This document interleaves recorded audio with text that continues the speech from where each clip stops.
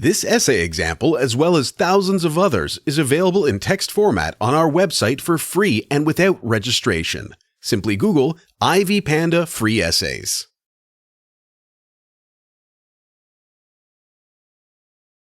Salman Rushdie's The Couter.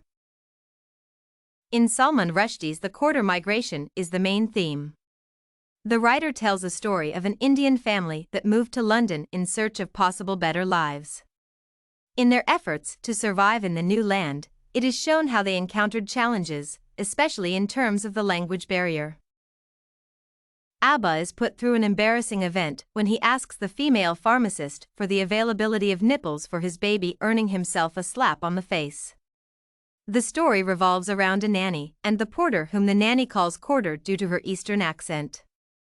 There is some intriguing and special mutual understanding between the two. The Couter is humble and wise, while the nanny is a strong, kind, and sympathetic woman. The author explores the difficulties of life away from home in a foreign land and the problems of homesickness and especially the language barrier.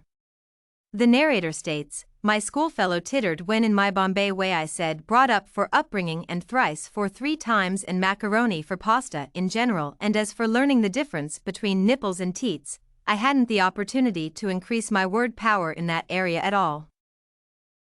From what you read in other parts of the story, unexpectedly, the relationship between the Ayah, certainly Mary, and the Couter flourishes the way it does.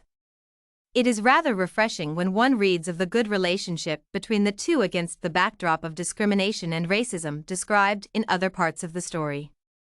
The reader is also caught off guard when the writer uses the word Couter to suggest that the porter was intending to initiate a relationship with certainly Mary.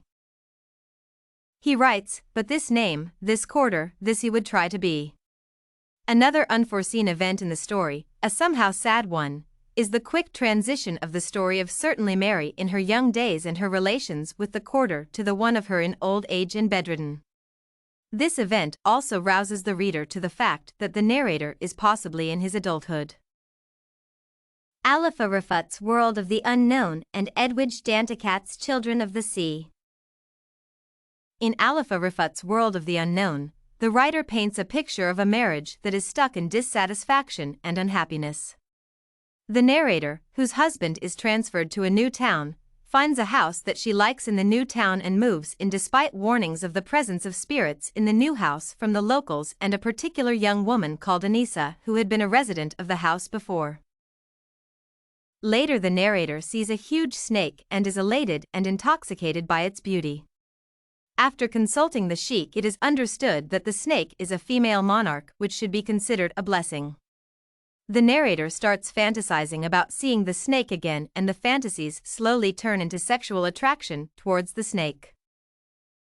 She says, "I came to a state of continuous torment, for a strange feeling of longing scorched my body and rent my senses." When they finally see each other, her fantasies are satisfied to unimaginable levels. The secret relationship between the narrator and the snake proceeds until one day, when the narrator's husband kills a snake, creating animosity between men and snakes, thus the snake had to move away. In Children of the Sea, the writer makes a touching narration of his countrymen's hopes and aspirations and determination not to be viewed as second-class humans. In the opening of the story he writes, "They say behind the mountains are more mountains. Now I know it's true.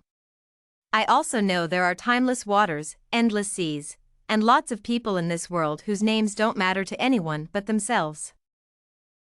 He juxtaposes two stories, one of a boat full of refugees on the run from emotional, physical, and political strife, and the story of his girlfriend who is left behind to bear the dread. That way he tells a moving story filled with emotion, and he manages to paint vivid images of dreams and aspiration long contained and imprisoned. In both Rifaat's and Danticat's stories, visible is the undying quest for freedom from social stressors. In My World of the Unknown, the narrator strives for personal freedom from both religion and tradition. She wonders whether Cleopatra, the very legend of love too, had sexual relations with a serpent when she was weary of relating with men. This portrays the narrator as a deviant from restrictive traditions. Rifaat also captures the fact that her Islamic religion was more restrained in terms of sexual enjoyment as compared to the Western religion. Similarly, Danticat in his short stories does a touching account of the many ill experiences of his Haitian people fleeing from political struggle and yearning for freedom and peace. This essay on the Couter, My World of the Unknown, and Children of the Sea, books analysis was written and submitted by a student just like you. The Ivy Panda Samples database hosts thousands of works similar to this one, on various subjects. Visit ivypanda.com to find what you are looking for, free of charge.